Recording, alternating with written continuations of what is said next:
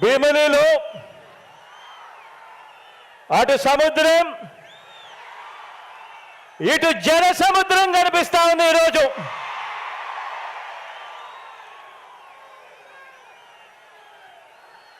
ఇక్కడికి వచ్చిన నా ప్రతి అక్క, నా ప్రతి చెల్లెమ్మలోను,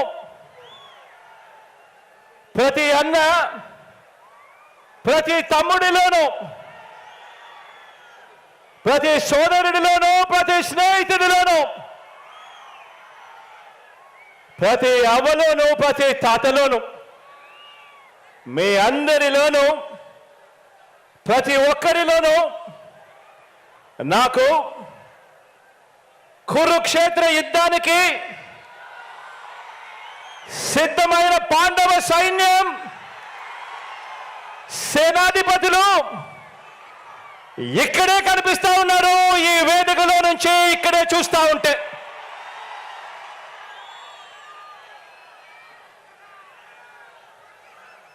ఇక్కడ పాండవ సైన్యం కనిపిస్తా ఉంటే అక్కడ కౌరవ సైన్యం ఉంది. వారి సైన్యంలో దుష్ట చతుష్టయం ఉంది, గజదంగల ముఠా ఉంది. వాళ్లకు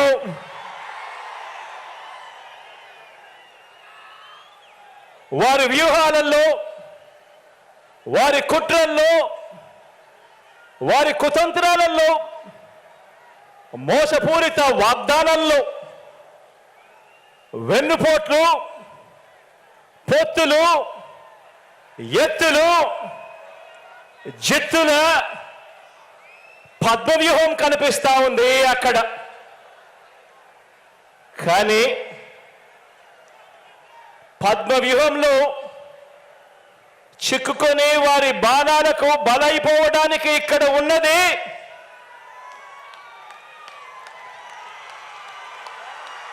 అభిమన్యుడు కాదు, ఇక్కడ ఉన్నది అర్జునుడు.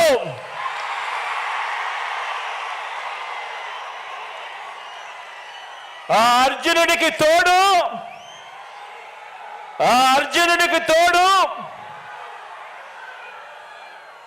ప్రజలు, దేవుడి దయ,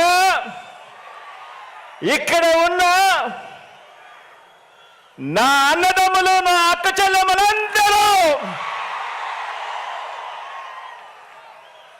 ఇంతమంది కార్యకర్తలు, ఇంతమంది అన్నదమ్ములు, ఇంతమంది తోడు కృష్ణుడి రూపేణ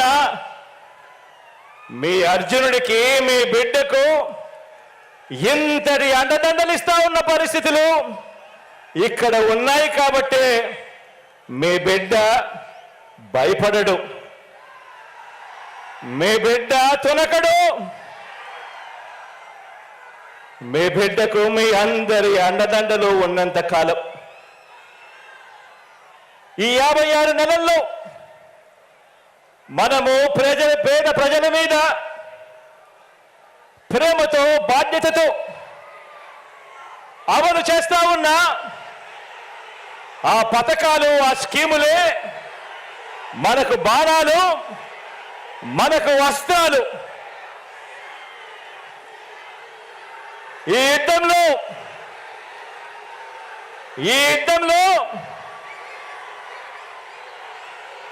175కు 175 టార్గెట్, 175కు 175 వైఎస్ఆర్ కాంగ్రెస్ పార్టీ టార్గెట్. ఈ యుద్ధంలో వైఎస్ఆర్ కాంగ్రెస్ పార్టీ గెలిపే లక్ష్యంగా దేవుడి దయతో మనం ప్రతి ఇంటికి, మనం ప్రతి ఊరికి, మనం ప్రతి ప్రాంతానికి చేసిన మంచి వల్ల చంద్రబాబుతో సహా అంతా కూడా ఓడాల్సిందే అని చెప్పి కూడా ఈ సందర్భంగా చెప్పడానికి గర్వపడతా ఉన్నా.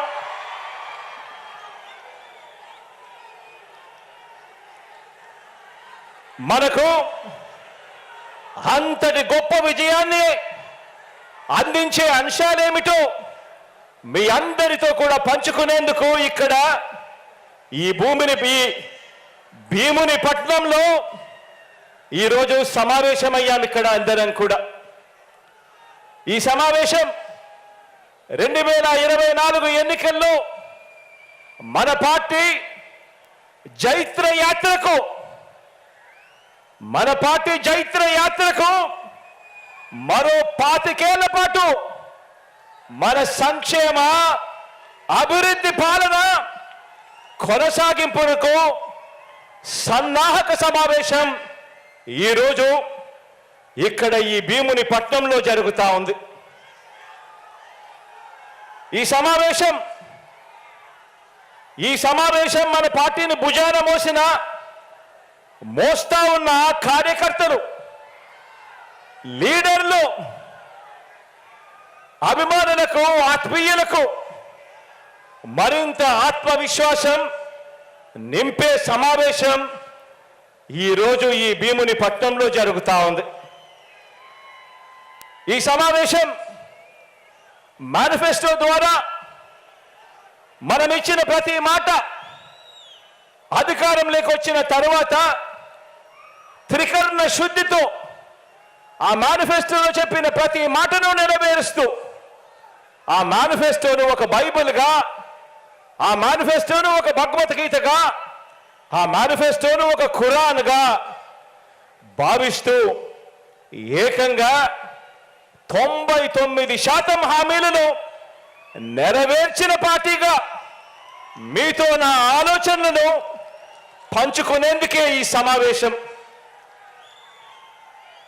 గతంలో ఎప్పుడైనా కూడా గమనిస్తే ఎన్నికలకు ముందు పార్టీలు మేనిఫెస్టో అని చెప్పి, ఎన్నికల ప్రణాళిక అని చెప్పి రిలీజ్ చేస్తాయి.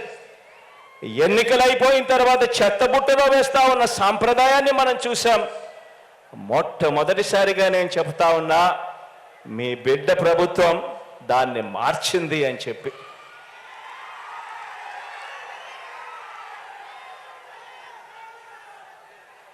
మనం మార్చాము కాబట్టే, ప్రజలకు మనం దగ్గరయ్యాము కాబట్టే ప్రతి ఇంట్లోనూ మీ బిడ్డను, మీ బిడ్డను, మన వైఎస్ఆర్ కాంగ్రెస్ పార్టీని తమ పార్టీగా ప్రజలు భావిస్తా ఉన్నారు. కాబట్టి చంద్రబాబు లాంటి 75 ఏళ్ళ వయసు మళ్ళిన నాయకుడు, ఆ చంద్రబాబు నాయుడు గారు ఒంటరిగా పోటీ చేసే ధైర్యం లేక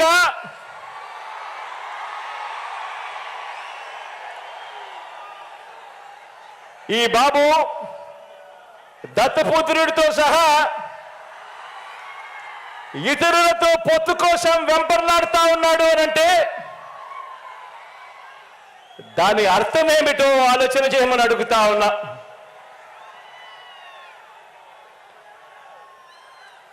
ఈ చంద్రబాబుకు తాను ఫలానా మంచి పని చేశానని కానీ, తాను ఫలానా మంచి స్కీమును తెచ్చానని కానీ చెప్పలేక మళ్ళీ కొత్త వాగ్దానాలతో గారడీ చేయాలని చూస్తున్నాడు అనంటే దానికి అర్థమేమిటి? దానికి అర్థమేమిటో తెలుసా? దానికి అర్థం ప్రజల్లో వారు లేరు అని. దానికి అర్థం వాళ్ళు ప్రజల్లో లేరని, చివరికి 2019లో వచ్చినన్ని ఆ 23 స్థానాలు కూడా వాళ్లకు రావని,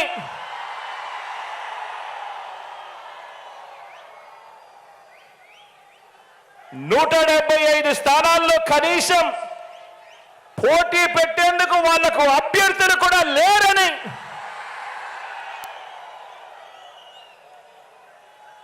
మరో వంక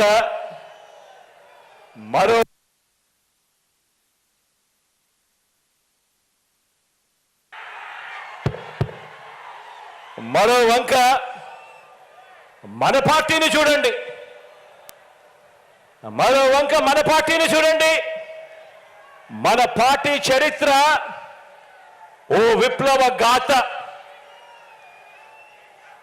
మన ప్రభుత్వ చరిత్ర ఇంటింటి విజయ గాథ, మన భవిష్యత్, సామాజిక వర్గాల ఇంద్రధనస్సు మనది.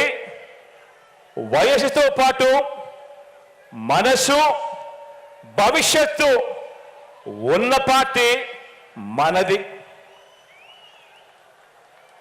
మనది గడిచిన 56 నెలల్లో, మనది గడిచిన 56 నెలల పాలనలో అన్ని రంగాల్లోనూ చిత్తశుద్ధితో సంక్షేమము, అభివృద్ధి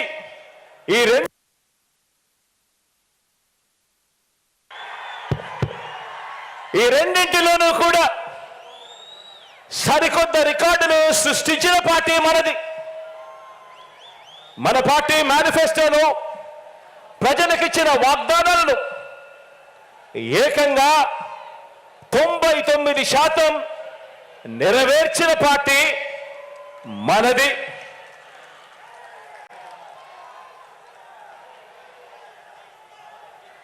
ఇవాళ నేను గర్వంగా కూడా చెప్తా ఉన్నా, మీ బిడ్డగా చెప్తా ఉన్నాను, మీ అన్నగా చెప్తా ఉన్నాను, మీ తమ్ముడిగా చెప్తా ఉన్నాను, గర్వంగా కూడా చెప్తా ఉన్నాను. మోసాన్ని నమ్ముకోలేదు, అబద్ధాన్ని నమ్ముకోలేదు మీ బిడ్డ.